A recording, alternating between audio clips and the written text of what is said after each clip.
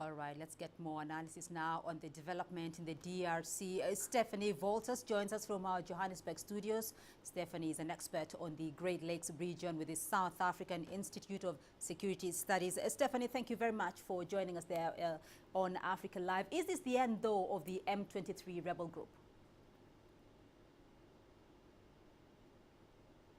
I think it is the end for the M23 rebel group. They've suffered significant military defeats over the last few days, and they have essentially themselves declared that they will no longer pursue the military route and that they want to talk politically.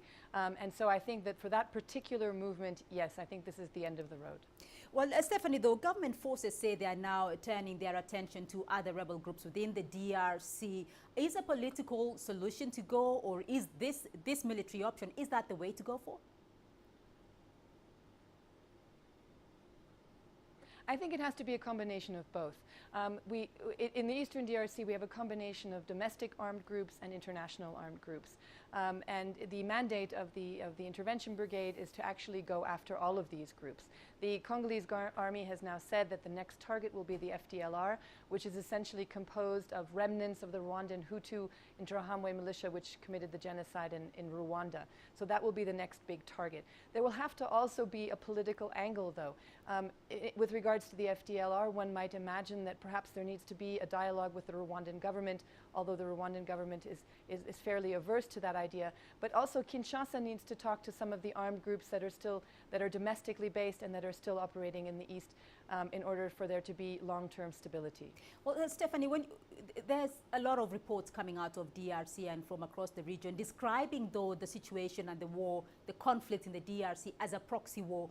Is this development from the DRC likely to alter that situation moving forward?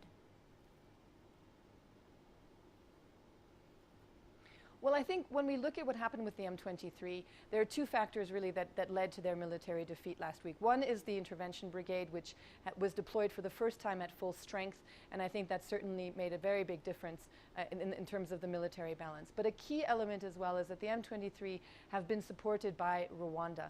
Although Rwanda has denied this, there's evidence for this, and Rwanda has come under increasing pressure from the international community to stop supporting the M23 and not to drag the region back into a regional war. It would look this time as though, in fact, the Rwandans have withdrawn their support from the M23. We can't yet say whether that means that they have also decided not to continue to interfere in matters in eastern DRC. It is still something that we have to wait and see whether this is a long-term decision or a momentary stand back. All right, Stephanie Wolters joining us there from our Johannesburg studios in South Africa. Thank you for your insights.